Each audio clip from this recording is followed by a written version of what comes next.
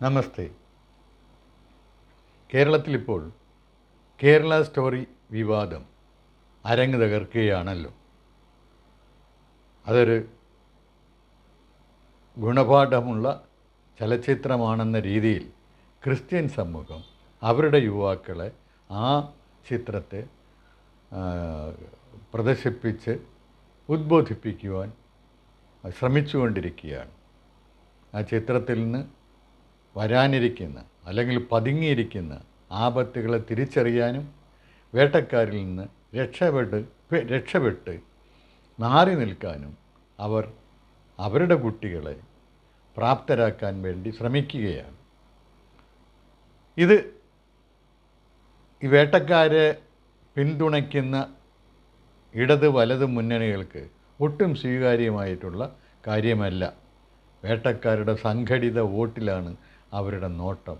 അതുകൊണ്ട് അവർ ഇതിനെ എതിർക്കുന്നു, വേട്ടക്കാർക്ക് വേണ്ടി എതിർക്കുന്നു. ഇവിടെ ലവ് ജിഹാദ് എന്ന പരിപാടിയേ ഇല്ല എന്നുള്ളതാണ് അവരുടെ വാദം. കോടതികൾ പോലും അങ്ങനെ പറഞ്ഞിട്ടുണ്ടെന്നാണ് അവർ മുന്നോട്ട് വയ്ക്കുന്ന തെളിവ്. പക്ഷേ ലവ് ജിഹാദ് ഇല്ലെന്ന് കോടതി പറഞ്ഞിട്ടുണ്ടെങ്കിൽ അതിലൊരു കുഴപ്പവുമില്ല. കാരണം ലവ് ജിഹാദ് എന്ന ഒരു ഒഫൻസ് ഇന്ത്യൻ പീനൽ കോഡിൽ ശിക്ഷാർഹമായി പറഞ്ഞിട്ടില്ല. അതുകൊണ്ട് അങ്ങനൊരു കേസ് എടുക്കാൻ പോലീസിനോ അതിന്മേൽ വിചാരണ നടപടികൾ സ്വീകരിക്കാൻ കോടതിക്ക് കഴിയില്ല. ലവ് ജിഹാദ് എന്ന് പറയുന്നത് ഡിഫൈൻ ചെയ്യണം. അത് ജനങ്ങൾക്കറിയാം എങ്ങനെയാണ് ലവ് ജിഹാദ് ഉണ്ടാകുന്നത്, എങ്ങനെയാണ് എത്ര പെൺകുട്ടികളാണ് ലവ് ജിഹാദിന് വിധേയരായിട്ടുള്ളത് എന്നൊക്കെ ജനങ്ങൾക്കറിയാം. ഹിന്ദുക്കളിൽ നിന്ന് ഒരുപാട് യുവതികൾ പോയിട്ടുണ്ട്. അതുപോലെ തന്നെ ക്രിസ്ത്യൻ യുവതികളും അങ്ങനെ പോയിട്ടുണ്ട്.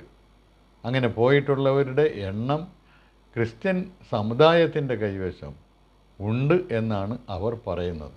പല കേസുകളും അവർ തന്നെ കൈകാര്യം ചെയ്തിട്ടുണ്ടെന്നും അവരവകാശപ്പെടുന്നു. അപ്പോൾ അതിനെ പ്രതിരോധിക്കാൻ, അത് തങ്ങളുടെ യുവതികൾ, തങ്ങളുടെ കുട്ടികൾ ഈ മതവേട്ടക്കാർക്ക് വിധേയരാകാതിരിക്കാൻ വേണ്ടി, അവരുടെ പ്രലോഭനങ്ങൾക്ക് വഴങ്ങാതിരിക്കാൻ വേണ്ടി വേണ്ട കാര്യങ്ങൾ അവർ ചെയ്യാൻ ശ്രമിക്കുന്നു. ആ മത തീവ്രവാദികളുടെ പ്രേരണകൾക്ക് വിധേയരാകാതിരിക്കാൻ വേണ്ടിയുള്ള ശക്തി തങ്ങളുടെ തിരിച്ചറിവ് തങ്ങളുടെ യുവജനങ്ങൾക്ക് നൽകാനാണ് സഭകളുടെ ഉന്നം.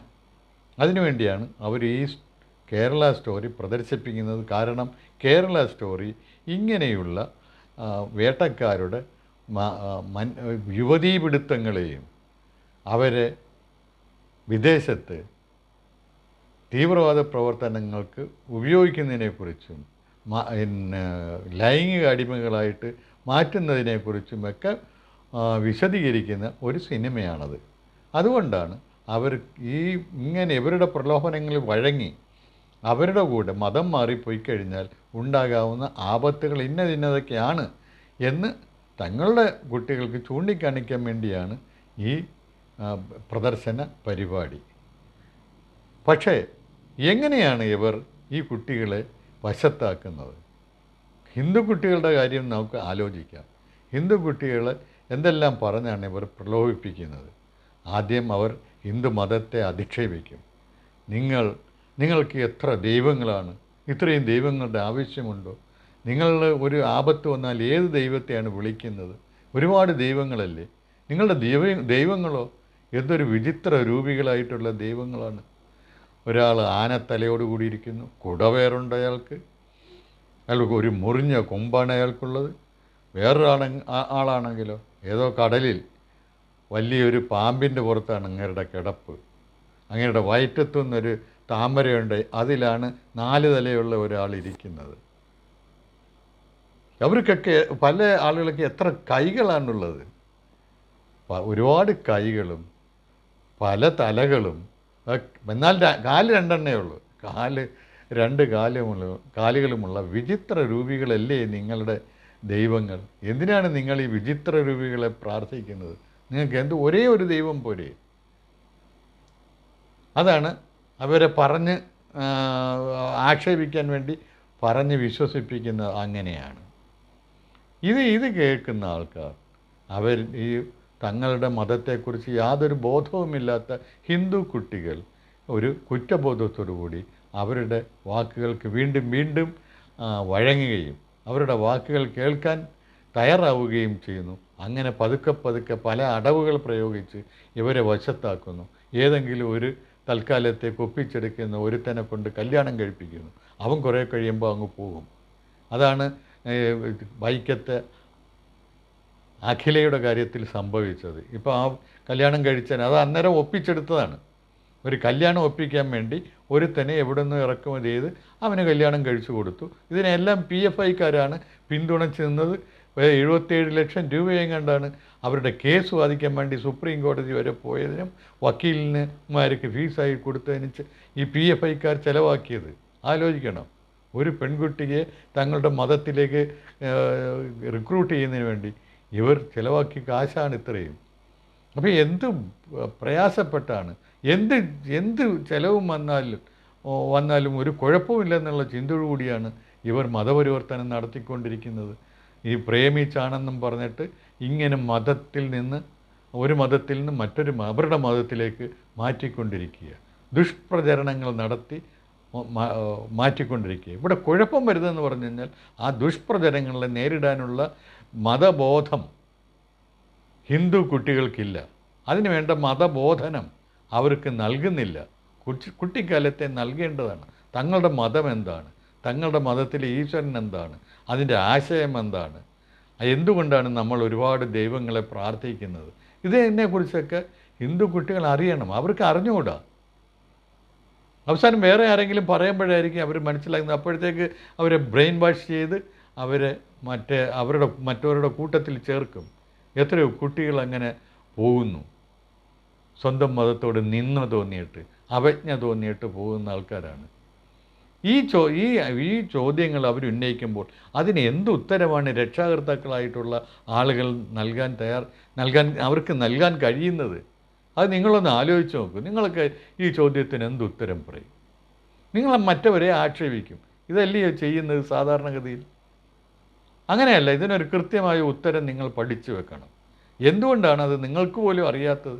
കാരണം എന്ന് പറഞ്ഞാൽ ഹിന്ദു മതത്തിൻ്റെ അടിസ്ഥാന ഗ്രന്ഥങ്ങൾ എവിടെയാണ്, ഏതൊക്കെയാണ്, അടിസ്ഥാന തത്വങ്ങൾ ഏതൊക്കെ ഗ്രന്ഥങ്ങളിലാണ് പറയുന്നത്, അവ ഏതൊക്കെയാണ് എന്നൊന്നും നിങ്ങൾക്ക് അതുപോലും അറിഞ്ഞുകൂടാ. അതിൽ പഠിക്കുന്നത് പോട്ടെ, അതുപോലും അറിഞ്ഞുകൂടാ. ഏത് പുസ്തകത്തിലാണ് ഇതൊക്കെ പറയുന്നതെന്ന് അറിഞ്ഞുകൂടാ.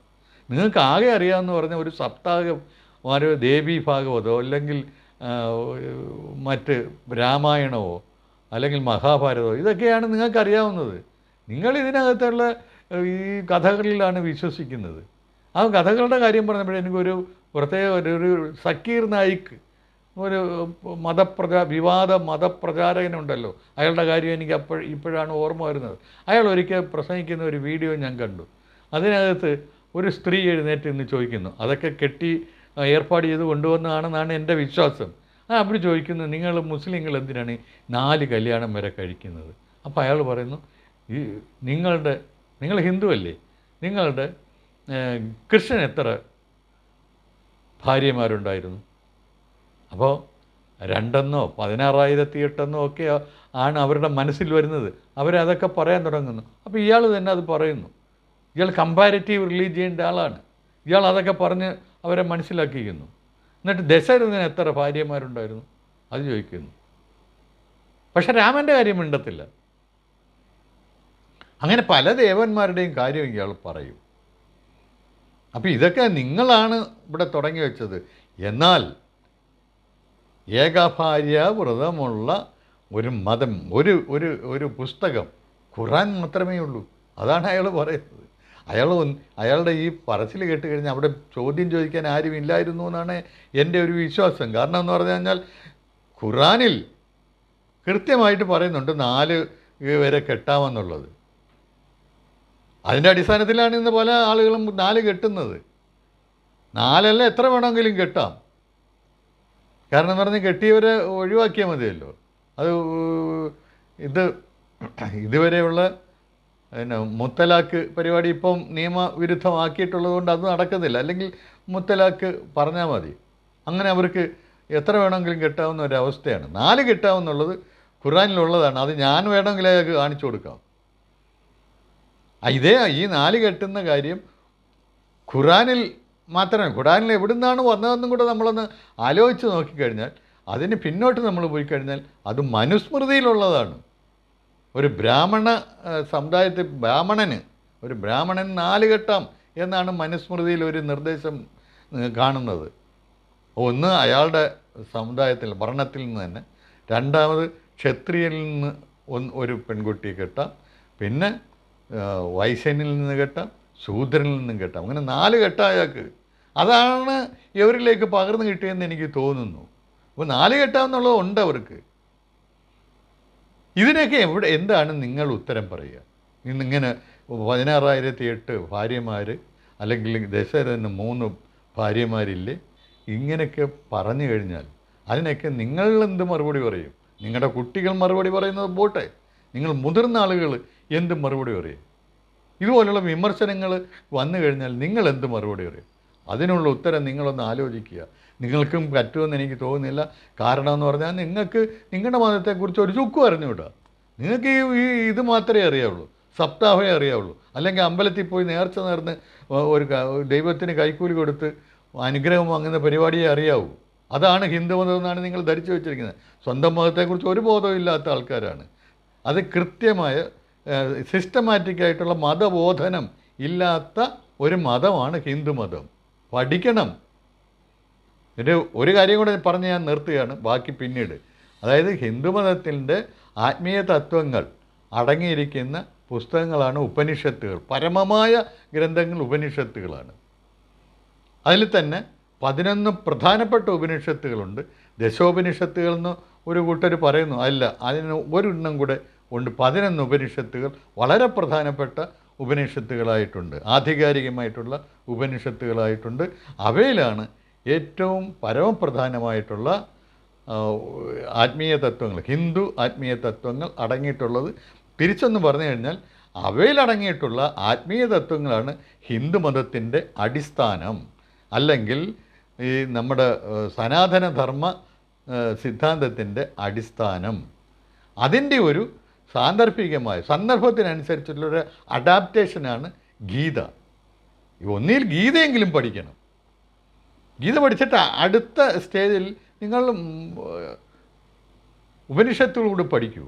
എങ്കിലേ നിങ്ങളുടെ മതബോധനം പൂർണ്ണമാകത്തുള്ളൂ. അത് ചെയ്യണം. അത് ചെയ്തിട്ടില്ലാത്ത ആളുകൾ ഈ ആചാരങ്ങളും അതുപോലെ തന്നെ നേർച്ചകളും വഴിപാടുകളും സപ്താഹങ്ങളുമായിട്ട് ജീവിക്കുന്ന പ്രാകൃത മത ചിന്തകൾ മാത്രമുള്ളവരാണ് എന്നുള്ള സത്യം നിങ്ങൾ മനസ്സിലാക്കുക. നിങ്ങളൊന്നും ഒരു മതബോധവുമുള്ളവരല്ല. നിങ്ങളൊക്കെ ഈ നിന്ദയ്ക്കും അവജ്ഞയ്ക്കും അധിക്ഷേപത്തിനും അർഹരാണ്. നിങ്ങളുടെ മക്കളെ നിങ്ങളിങ്ങനെ ആയാൽ അവരെ വേറെ വല്ല ആണുങ്ങളും കൊണ്ടുപോകും. അതിനെതിരെ ജാഗരൂകരായിരിക്കണം. ഇനിയെങ്കിലും മതവിദ്യാഭ്യാസം നിങ്ങൾ തുടങ്ങണം. പ്രായം ഏതായാലും ഒരു കുഴപ്പവുമില്ല, കൊച്ചു കുട്ടികൾക്ക് പറഞ്ഞു കൊടുക്കാമല്ലോ. ബാക്കി ഇതിനുള്ള ഉത്തരം, ഈ ചോദ്യങ്ങൾക്കുള്ള ഉത്തരം ഞാൻ പിന്നീട് പറയുന്നതാണ്. നന്ദി, നമസ്കാരം.